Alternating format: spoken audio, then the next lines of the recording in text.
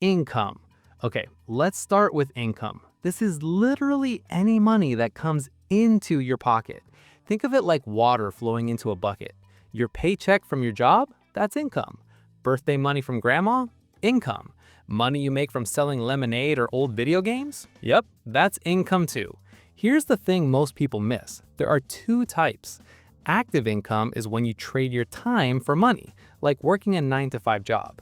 Passive income is when money comes in even while you're sleeping, like royalties from a song you wrote or rent from a property you own. The goal? Get more passive income streams going so you're not always stuck trading hours for dollars. Expenses. Now, expenses are the exact opposite. This is money flowing out of your bucket. Every single thing you spend money on is an expense. Your Netflix subscription, that coffee you grabbed this morning, your car payment, groceries, everything. But here's where it gets interesting. We've got two categories. Fixed expenses are the same amount every month, like your rent, car payment, or phone bill. You know exactly what's coming. Variable expenses change month to month, like how much you spend eating out, shopping, or your electricity bill. The smart move? Keep your fixed expenses low so you have flexibility, and really watch those variable expenses because that's where money sneaks away without you noticing. Budget. A budget is simply your game plan for your money. Think of it like a GPS for your cash. It tells your money where to go instead of wondering where it went. You take all your income, subtract all your expenses, and make sure you're not spending more than you're making. Sounds basic, right? But most people never do this. The easiest way to budget is the 50-30-20 rule. 50% of your income goes to needs, rent, food, utilities, the stuff you can't live without. 30% goes to wants, fun stuff like eating out, hobbies, entertainment. And 20% goes straight to savings and paying off debt. This isn't a prison sentence for your money, it's freedom. Because when you have a budget, you actually know you can afford that thing you want instead of just hoping your card doesn't get declined. Savings. Savings is money you set aside and don't touch. It's like storing food for winter. You're preparing for future you. This isn't money for that new phone next month. This is your safety net, your peace of mind, your freedom fund. Here's what nobody tells you. Savings needs to be automatic. If you wait until the end of the month to save what's left over, you'll save nothing, zero, because there's never anything left over. Instead, the day you get paid, money automatically moves to your savings account.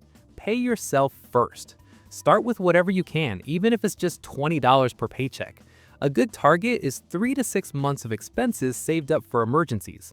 That way, when your car breaks down or you lose your job, you're inconvenienced, not destroyed. Debt.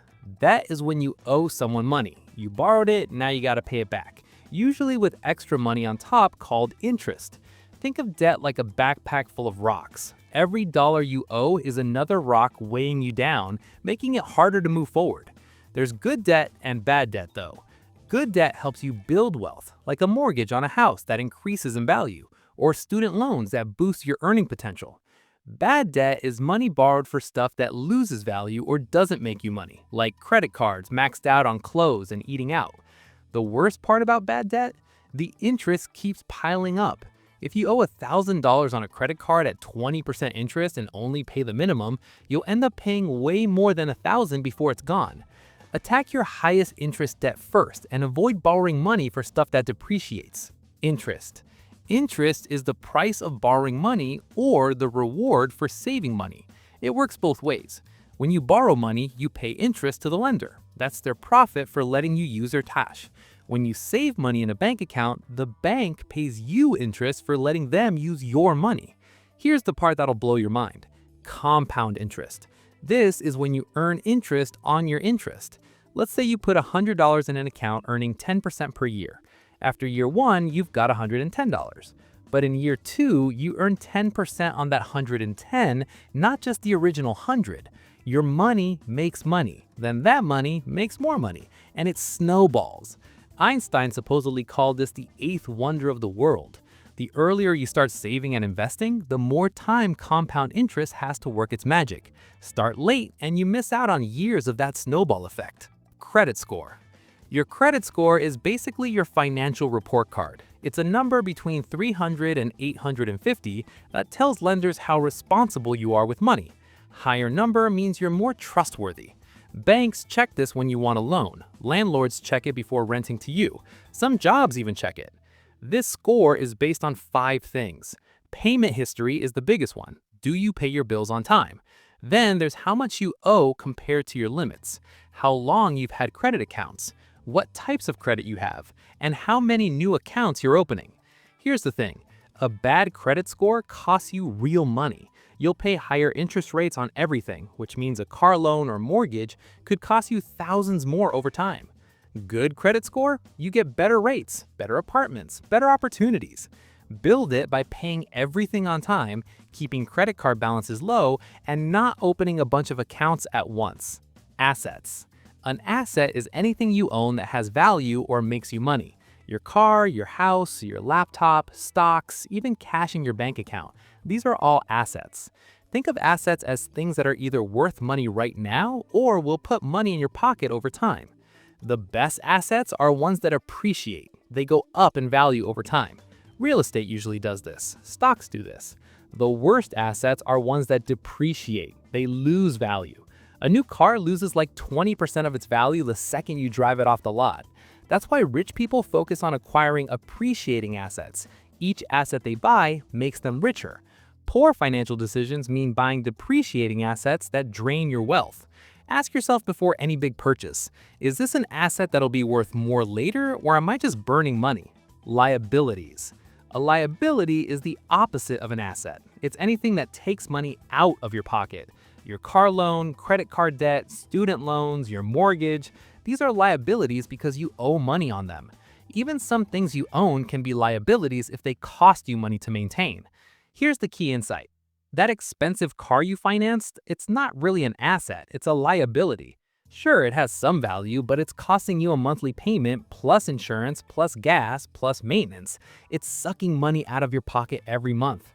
Rich people minimize liabilities and maximize assets. They understand the difference. A house you live in, that's actually a liability because it costs you monthly. But a rental property that someone else pays you for, that's an asset. Same with cars, boats, all that stuff. Before taking on any new liability, ask yourself, can I actually afford this, or is this going to stress me out every month? Investing. Investing is putting your money to work so it makes more money for you. Instead of letting cash sit there doing nothing, you buy things that will hopefully grow in value or pay you income. Stocks, bonds, real estate, businesses, these are all investments. The most important thing about investing, time in the market beats timing the market. You don't need to be a genius picking the perfect moment to buy. You just need to start early and stay consistent. If you invest $200 a month from age 25 to 65 in a basic stock market index fund averaging 7% returns, you'll have over $500,000. Start 35 instead, you'll have half that. Those 10 years cost you $250,000. That's the power of compound interest we talked about earlier. Don't try to get rich quick. Don't gamble on meme stocks. Don't wait for the perfect moment.